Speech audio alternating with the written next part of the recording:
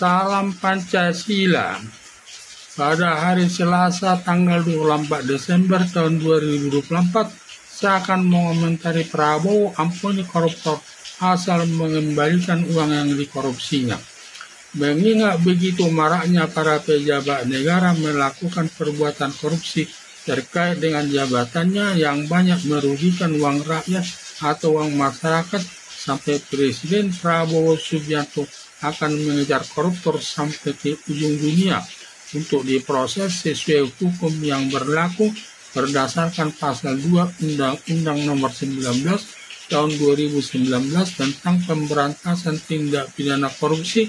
Ancaman hukumannya berupa hukuman mati, hukuman seumur hidup, dan hukuman badan maksimal 20 tahun. Hanya mengenai berat dan ringannya, hukumannya tergantung pertimbangan hakim.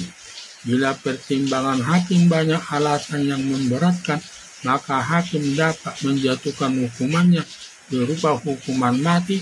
Tetapi bila pertimbangan hakim banyak alasan yang meringankan, hakim dapat menjatuhkan hukumannya selama 15 tahun sesuai perbuatannya. Mengingat perbuatan korupsi sangat berat, ancaman hukumannya menyulitkan aparat penegak hukum untuk membongkar kasus korupsi tersebut, dan para koruptor tidak mau mengembalikan hasil perbuatan korupsi.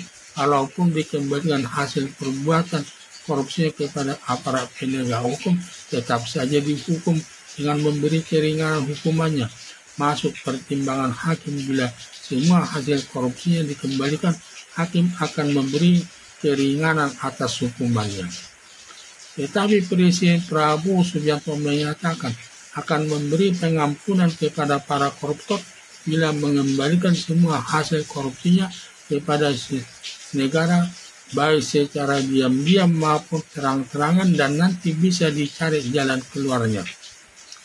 Bila sampai ada aparat penegak hukum menerima secara diam-diam hasil perbuatan korupsi tanpa ada bukti maupun ada mengembalikan uang hasil perbuatan korupsi kepada aparat penegak hukum yang dilakukan secara tertulis di atas meterai Rp6.000 merupakan perbuatan melanggar hukum. Pasal 12 Undang-Undang Nomor 19 tahun 2019 tentang pemberantasan tindak pidana korupsi terancam hukumannya sangat berat.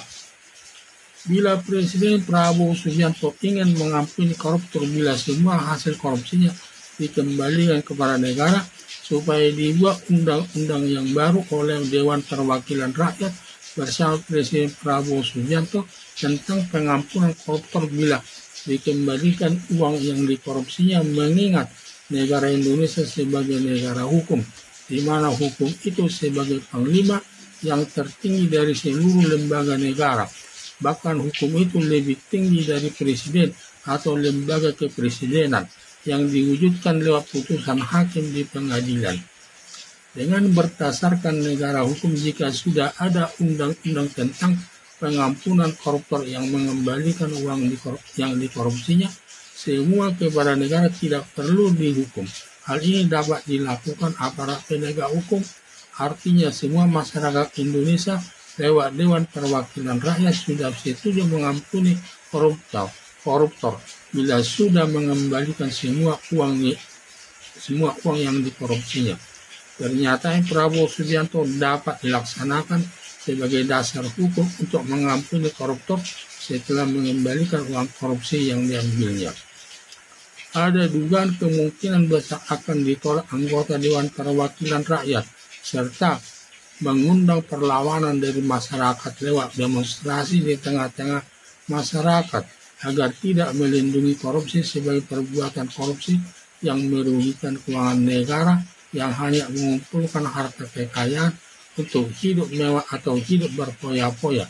Sama sekali tidak ada memikirkan orang miskin makan 3 kali dalam satu hari, mengalami kesulitan, yang tinggal di kolong jembatan dan tinggal di lingkungan kumuh di tengah-tengah masyarakat.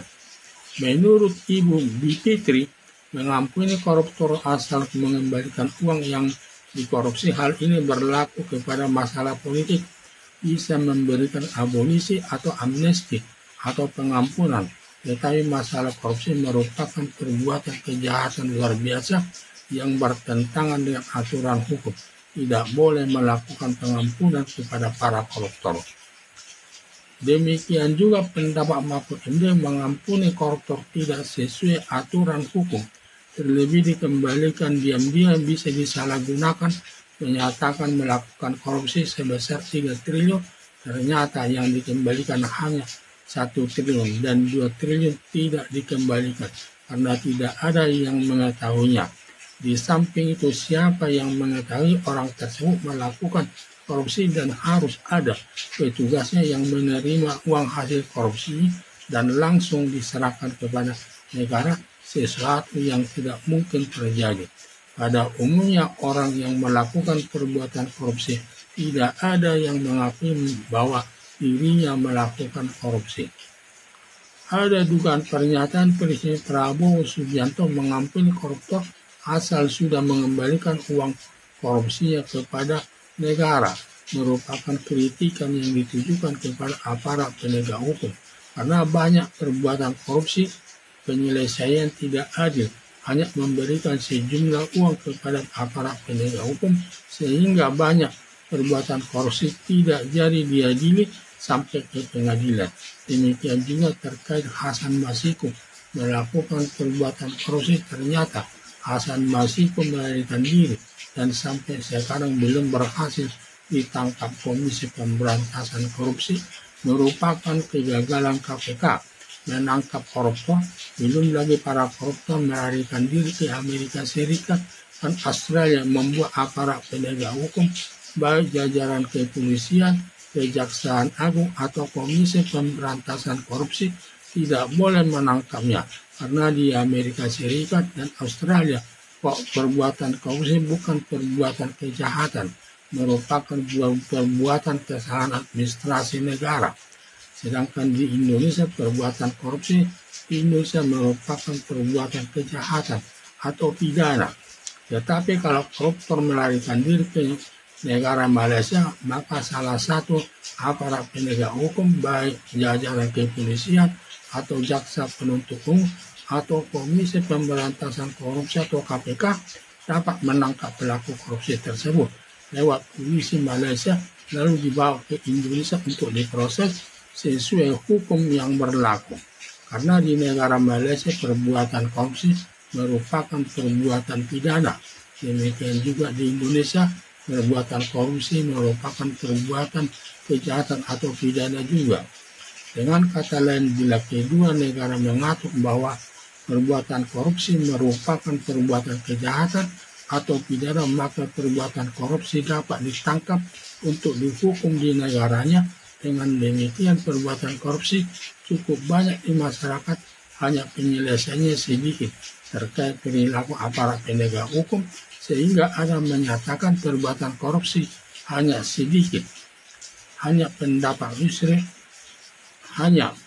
Yusri Issa Mahendra terkait pernyataan Presiden Prabowo Subianto mengampuni koruptor asal mengembalikan uang yang dikorupsi. Masalah hal ini menurut Yusri Issa Mahendra dalam Undang-Undang Dasar 1945 ada diatur masalah amnesti dan abolisi.